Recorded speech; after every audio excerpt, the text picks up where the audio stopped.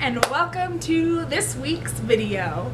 So I recently went and saw the movie The Greatest Showman with my husband, and it was a really great movie. We really enjoyed it, but I left the theater with a lot of questions. So of course I turned to the internet to find my answers, and I found a whole lot more. Fell down the rabbit hole that is the internet, and now I wanted to share what I found with you and expose to you some of the greatest lies of The Greatest Showman.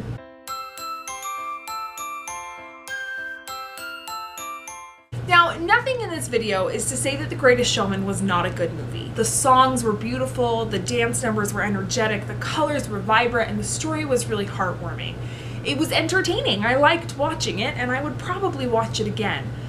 But I found some interesting things that I just wanted to share. First of all, because I think that I don't want people to kind of hero worship the wrong person, and I don't want them to start talking about things from the movie as if they're fact and possibly make fools of themselves. So I just wanted to share a few things. I wanted to start with the question that I feel like a lot of people have been asking, that is why I originally went to the internet to find answers. Who is Philip Carlyle? So we know that Carlyle, played by Zac Efron, is this socialite in New York. He parties, he does all these stuff, he's rich, and he runs off with the circus, and he really helps Barnum to create this wonderful circus. But a lot of people, I think, are wondering, is Philip Carlyle somehow the Bailey part of the Barnum and Bailey circus? The answer to that is no. Philip Carlyle is in fact a completely fictional character. He does not exist, which means that all those wonderful things that Philip Carlyle did, like saving the circus with his somewhat prophetic financial savings, didn't happen. Taking over the show so that P.T. Barnum could go home and be a family man didn't happen. So now we're left wondering, if he's not a real person and these things didn't really happen, how much of this story is true? Well, a lot more than you might think, considering his character is not real. But I'll get to that later. First, I want to talk about Ann Wheeler, which is Zendaya's character. Now, fortunately, she is also a fictional character, which makes me feel a lot better about their romance, because I really don't like it when they take fictional people and real people and try and put them in a romantic place. Like, you're already changing history enough. Leave people's personal love lives out of it. So, she's not real. But also, is it just me, or is Zendaya a little too white to be the controversial half of a biracial couple? Maybe that's, like, not okay for me to say. But, to be truthful, I didn't even know she had any sort of ethnic background until this movie.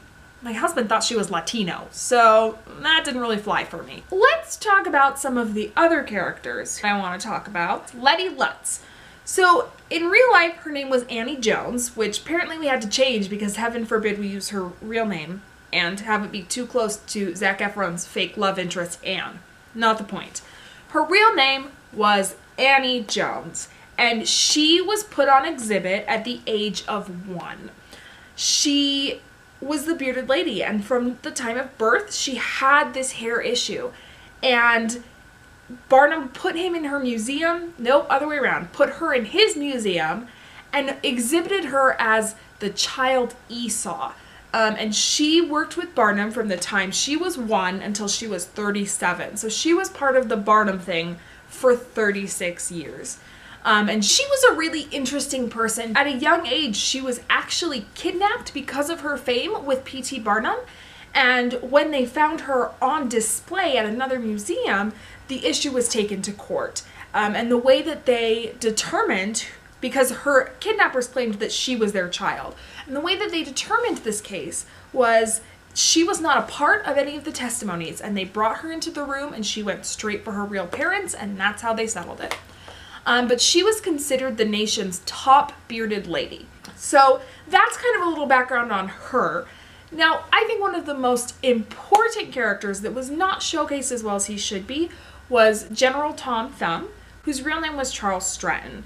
Now, Letty Lutz, or Annie Jones, was really kind of the figurehead in the movie of the sort of revolution of these characters, of being who they are and not being afraid of who they are and kind of coming out of their shell, when in reality, that wasn't so true. Charles Stratton joined up with P.T. Barnum to become a part of the show when he was 4 years old.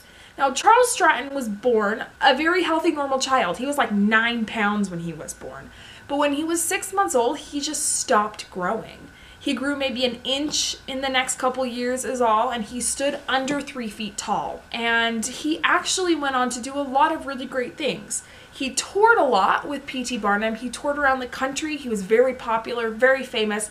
And then he took his tour to Europe, where he also became very popular and very famous.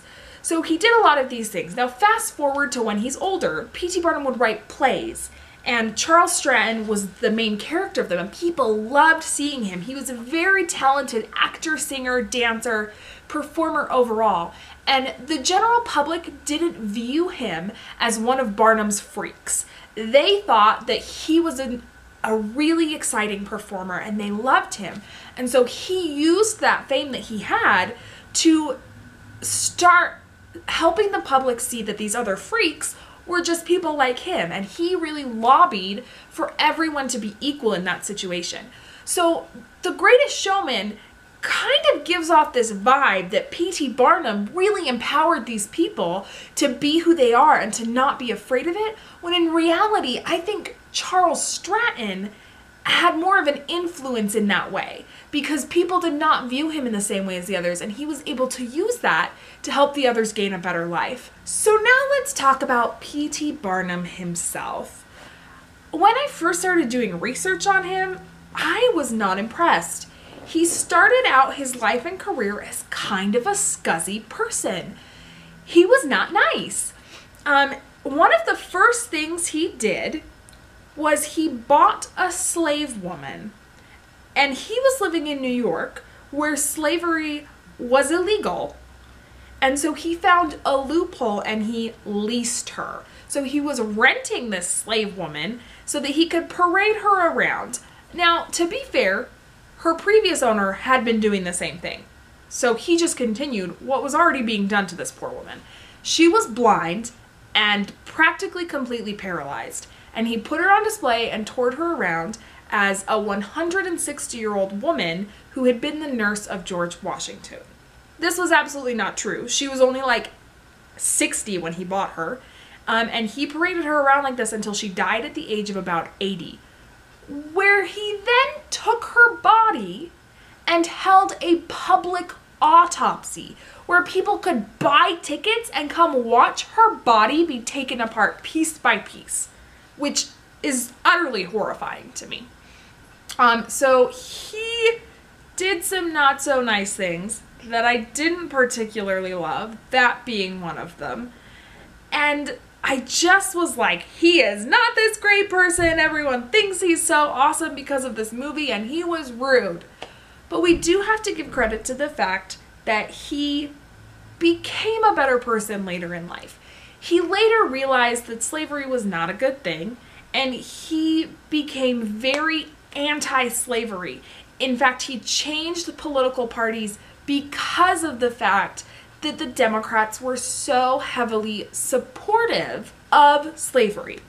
So he actually stated that even though politics had always been something that was not appealing to him, he became a politician, and he did some really great things. He worked towards, getting rid of slavery. He became a very anti-slavery spokesperson, and he said in his political standings that a soul of God is a soul of God, whether it be in a Turk or a slave or whatever form its body may take, a soul is a soul, and every soul should be cherished. So he really, I feel like, turned around from what he originated on. So I do feel better about that.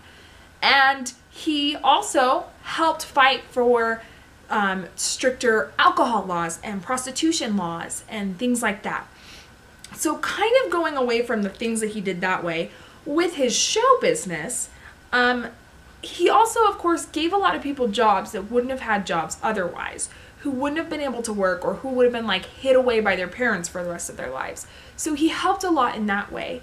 And with his show business, he was very successful. He was really good with his marketing, and he was able to draw a lot of attention. One of the things, however, that didn't work out so well for him was with the Jenny Lind tour. Now, in the movie, Jenny Lind leaves the tour because she's a scorned lover, which was not true in real life. Jenny Lind was not interested in him. He was not interested in her. There was never really that issue with his family because of Jenny Lind. He went on tour with her because he knew she'd be successful, and she was. She went on tour with him because she knew she'd be successful, and she was. She wanted the money, though, so that she could donate it to schools in Sweden. All the money she made was donated to charity. She left the tour with Barnum because she didn't like the way he was advertising. He didn't like the marketing hype and how he was using her to make money. So she left and finished the tour on her own so that she could continue making money for charity. She was actually a really great person, not this weird scorned lover that the movie portrayed her as.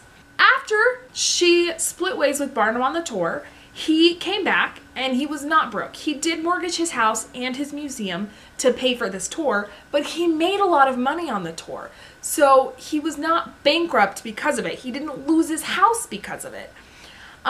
When he got back from this tour, he started investing money in a company that eventually went bankrupt. And that's where he lost all his money. Now, this brings me back to the part where Philip Carlyle is the one who fronts the money to save the circus. Well, since Philip Carlyle was not a real person, he couldn't front the money to save the circus. Now, at the time of the Jenny Lind tour, General Tom Thumb, or Charles Stratton, was on his own tour in Europe. Now, he, in a sense, had also split from Bailey and was Barnum, and was doing things on his own. So he was doing his own tour over in Europe, and he heard about what happened, and he was the one who offered to help pay to bring the circus back. And I think it's a little bit of a shame that we didn't see that showcased more in the movie. He was kind of just put off as this kind of flirty little short guy, but he was actually, I think, one of the biggest heroes in this story. So he was the one that helped front the money to save the circus. And that, I think, was really awesome. Now, to answer the question about Bailey, who is Bailey? Bailey is just another man with another circus. Now, Barnum started his circus as opposed to like his museum. He started the traveling show in 1861, and it wasn't until 1881 that he joined forces with Bailey, and they had this horrible, crazy long name, but thankfully shortened it to Barnum and Bailey. So Barnum and Bailey became a joint thing. They both had circuses and they put them together. And that's where Bailey comes from. He was not in this story because he wasn't important to that particular story. I just found that there were so many things that were not in the movie that I feel like were important to the story that I wanted to share with everyone. So those are the greatest secrets about the greatest lies of the greatest showman. Still a great movie, still a great story, whether the real story or the movie story. And I think they did a pretty okay job at blending them, but like I said, I think most of all, I wish that Charles Stratton had been a more forward character, that he had taken the forefront and we had seen some of the great things that he had done. I wish that Jenny Lind had not been given such a hard rap in the movie either, because she was also doing great things. And I was really happy to find out that P.T. Barnum did not stay a horrible person for his entire life, showcasing paralyzed old women and tiny little children. If you would be interested in me doing more videos like this, where we explore the true story behind things, let me know. We can definitely try it. This was, oh hi Lionel, just something that I wanted to do this week. If you haven't seen The Greatest Showman, you probably shouldn't have watched this video, so sorry. But also, go see it. For all those of you who have seen The Greatest Showman, I hope you enjoyed it. I know that I did. And thanks so much for watching. Don't forget to like, share, and subscribe. We'll see you next time.